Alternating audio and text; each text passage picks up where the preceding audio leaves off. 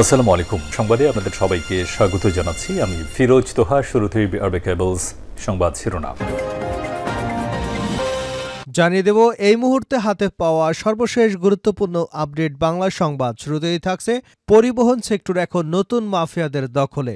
শেখ হাসিনা এবং তার পরিবহন সেক্টর নিয়ন্ত্রণকারী তার দোসররা পালিয়ে যাবার পর নতুন মাফিয়ারা এই সেক্টর দখল করেছে বলে মন্তব্য করেছেন গণ অধিকার পরিষদের সভাপতি ও ডাকসুর সাবেক ভিপি নুরুল হক নূর।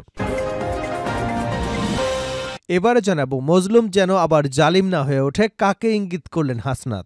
বৃহস্পতিবার নিজের ভেরিফাইড ফেসবুক পেজ আইডিতে দেওয়া এক পোস্টে এ আশঙ্কা করেন তিনি। তবে হাসনাত আব্দুল্লাহ তার মন্তব্যের মাধ্যমে কার দিকে ইঙ্গিত করেছেন সে বিষয়ে স্পষ্ট করে কিছু জানা যায়নি। জানাবো গণতন্ত্রের জন্য আবারও মাঠে নামতে হতে পারে। বিএনপির স্থায়ী কমিটির সদস্য বাবু গয়েশ্বরচন্দ্র রায় বলেছেন, আন্দোলন শেষ হয়নি, মাত্র সরকার পরিবর্তন হয়েছে। গণতন্ত্রের জন্য আবারও আমাদের মাঠে নামতে হতে পারে। এজন্য প্রস্তুতি নিতে হবে, কারণ বিদেশি চক্রের চেয়ে দেশীয় চক্র এখন বেশি ষড়যন্ত্র করছে।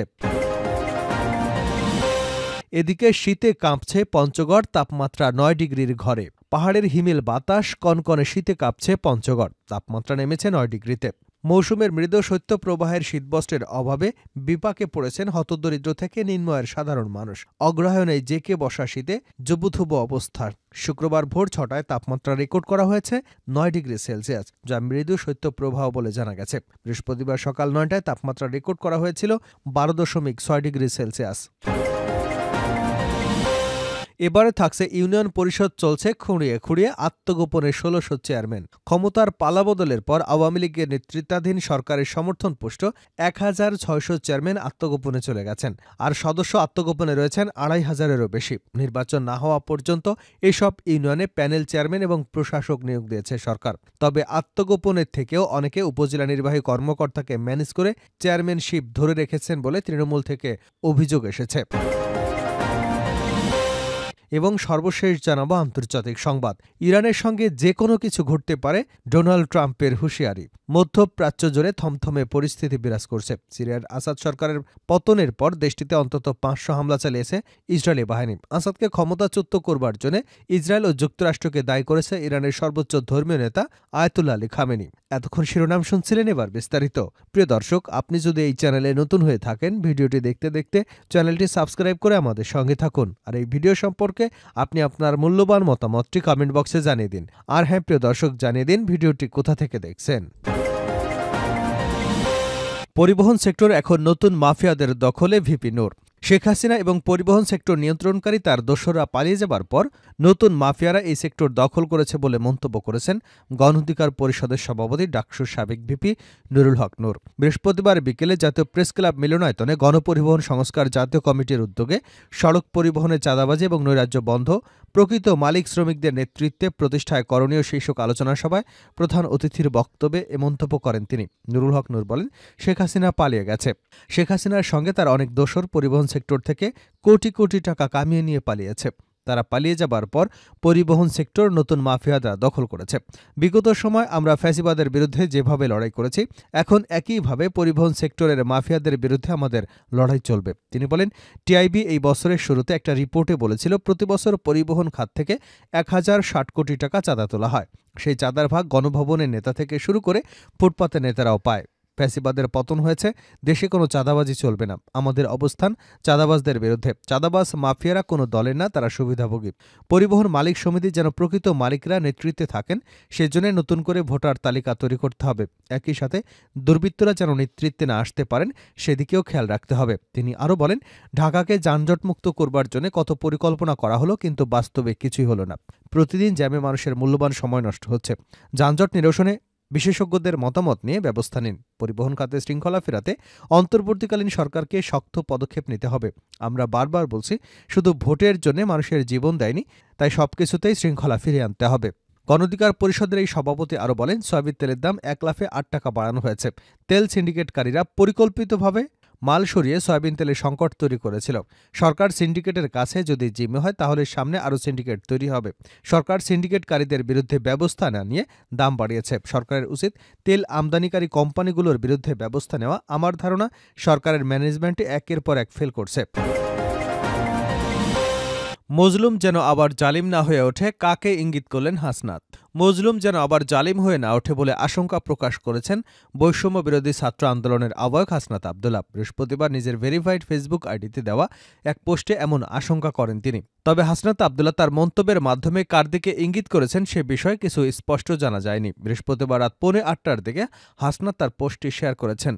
এই রিপোর্টটি হাতে আসা পর্যন্ত পোস্ট করা 10 মিনিটের মধ্যেই পোস্টটিতে প্রতিক্রিয়া দেখিয়েছে 25,000 ফেসবুক ইউজার, আর মন্তব্য এসেছে 2000-এর অধিক। এইচ.এম. আমিনুল ইসলাম নামের একজন মন্তব্যে লিখেছেন, সবসময় স্বৈরাচারের বিরুদ্ধে আমাদের সজাগ থাকতে হবে, সে যে কোনো দলেরই হোক না কেন। ইয়াসিন সোহাগ নামের আরেকজন লিখেছেন, মজলুম কখনো জালিম হবার সুযোগ পাবে না যদি গণতন্ত্র এবং ভোটাধিকার নিশ্চিত করা যায়। এইচ.এম. মাসুম বিল্লাহ লিখেছেন, জালিম তো হতেই হবে, না হলে নতুন করে মজলুমের সৃষ্টি হবে কি করে। গণতন্ত্রের জন্য আবারও মাঠে নামতে হতে পারে গয়েশ্বর। বিএনপির স্থায়ী কমিটির সদস্য গয়েশ্বর চন্দ্র রায় বলেছেন, আন্দোলন শেষ হয়নি, মাত্র সরকার পরিবর্তন হয়েছে। গণতন্ত্রের জন্য আবার আমাদের মাঠে নামতে হতে পারে, এজন্য প্রস্তুতি নিতে হবে, কারণ বিদেশি চক্রের চেয়ে দেশীয় চক্র এখন বেশি ষড়যন্ত্র করছে। জাতীয়তাবাদী কৃষক দলের 40তম প্রতিষ্ঠা বার্ষিকী উপলক্ষে রাজধানীর কাকরাইলে ডিপ্লোমা ইনস্টিটিউশনে অনুষ্ঠিত আলোচনা সভায় প্রধান অতিথির বক্তব্যে একথা বলেন তিনি। বিএনপি ও সমমনা রাজনৈতিক দলের গণতন্ত্র ভোটাধিকার প্রতিষ্ঠার 16 বছরের আন্দোলনের হাইজ্যাক হয়ে গেছে বলে মন্তব্য করেন গয়েশ্বর। তিনি বলেন, অন্তর্বর্তীকালীন সরকার আমাদের আন্দোলনের কথা স্বীকার করে না, তবে এ সরকার ব্যর্থ হলে সবচেয়ে বেশি কষ্ট ভোগ করতে হবে বিএনপিকে বলেও উল্লেখ করেন গয়েশ্বর। তিনি বলেন, আন্দোলনের ফল সবাই ভোগ করতে পারে না, কয়েকজন ভোগ করতে পারে। অন্তর্বর্তী সরকারকে কেউ কেউ বিএনপির চাইতেও অন্য একটি দলকে বেশি প্রাধান্য দেওয়ার চেষ্টা করছে বলেও অভিযোগ করেন তিনি। গয়েশ্বর বলেন, বিরাজনীতিকরণের প্রক্রিয়া এখনও চলমান, এ সরকারের অভিজ্ঞতা বড়ই অভাব। অন্তর্বর্তীকালীন সরকারের উদ্দেশ্যে গয়েশ্বর চন্দ্র রায় বলেন, 5 আগস্ট গণঅভ্যুত্থানের পর ধরলাম শেখ হাসিনাকে এক্সিট করে দেওয়া হয়েছে, কিন্তু পুলিশের হারুনরা কিভাবে পালিয়ে গেল? তাদের তো প্রচুর অবৈধ টাকা ছিল। আমার জানা মতে বাংলাদেশ ব্যাংকে এসব টাকা জমা পড়েনি। কারা আওয়ামী লীগের মন্ত্রী, এমপি এবং তাদের দেশ থেকে পালাতে সহযোগিতা করল, প্রশ্ন রাখেন গয়েশ্বর। ভারতের উদ্দেশ্যে গয়েশ্বর চন্দ্র রায় বলেন, বাংলাদেশে কয়েক লাখ ভারতীয় নাগরিক বৈধ অবৈধ উপায়ে বাংলাদেশে চাকুরি ব্যবসা করছেন। অবৈধদের বিরুদ্ধে বাংলাদেশে ব্যবস্থা নেবে। আমি ভারতকে বলবো, আপনারা বাংলাদেশি নাগরিকদের ভিসা দেওয়া বন্ধ রেখেছেন, এটা অব্যাহত রাখেন। সব মিলে কিছুদিন পর টের পাবেন কত ধানে কত চাল, আপনাদের অর্থনীতি কোথায় গিয়ে দাঁড়ায়। এ সময় অবৈধ ভারতীয় বাসিন্দাদেরকে নিজ দেশে ফেরত পাঠাতে প্রয়োজনীয় ব্যবস্থা নিতে সরকারের প্রতি আহ্বান জানান গয়েশ্বর। শীতে কাঁপছে পঞ্চগড়, তাপমাত্রা 9 ডিগ্রির নিচে। পাহাড়ের হিমেল বাতাস আর কনকনে শীতে কাঁপছে পঞ্চগড়, তাপমাত্রা নেমেছে 9 ডিগ্রিতে। মৌসুমের মৃদু শৈত্যপ্রবাহে শীতবস্ত্রের অভাবে বিপাকে পড়েছেন হতদরিদ্র থেকে নিম্নআয়ের মানুষ। অগ্রহায়ণেই জেঁকে বসেছে শীত বিপাকে মানুষ। শুক্রবার ভোর 6টায় তাপমাত্রা রেকর্ড করা হয়েছে 9 ডিগ্রি সেলসিয়াস, যা মৃদু শৈত্যপ্রবাহ বলে জানা গেছে। বৃহস্পতিবার সকাল 9টায় তাপমাত্রা রেকর্ড করা হয়েছিল 12.6 ডিগ্রি সেলসিয়াস। আবহাওয়া অফিস জানিয়েছে, বাতাসে তাপমাত্রা সাধারণত 10 ডিগ্রি সেলসিয়াসের নিচে নামলে এবং 8 ডিগ্রির উপরে থাকলে তাকে মৃদু শৈত্যপ্রবাহ বলে, আর তাপমাত্রা 6 থেকে 8 ডিগ্রিতে নেমে এলে মাঝারি এবং 6 ডিগ্রি সেলসিয়াসের নিচে নেমে এলে তা তীব্র শৈত্যপ্রবাহ হয়ে থাকে। সকালে আবহাওয়া তথ্যটি জানিয়েছে জেলা প্রথম শ্রেণীর তেঁতুলিয়া আবহাওয়া পর্যবেক্ষকের কার্যালয়। ভোরেই হালকা কুয়াশায় ভেদ করে দেখা গেছে সূর্যের। গত 3 দিনের তুলনায় ঘন কুয়াশা না থাকলেও কনকনে শীতে কাঁপছে উত্তরবঙ্গের জনপদের মানুষ। রাতভর বৃষ্টির মতো অঝরে বরফ শিশির। শীত উপেক্ষা করে জীবিকার তাগিদে কাজে বেরিয়ে পড়েন দিনমজুর, পথশ্রমিক, চা শ্রমিক, কৃষক থেকে বিভিন্ন পেশার মানুষ। এদিকে গতকাল রাতে শীতের কারণে হাটবাজারগুলোতে মানুষের উপস্থিতি কমে যেতে দেখা যায়।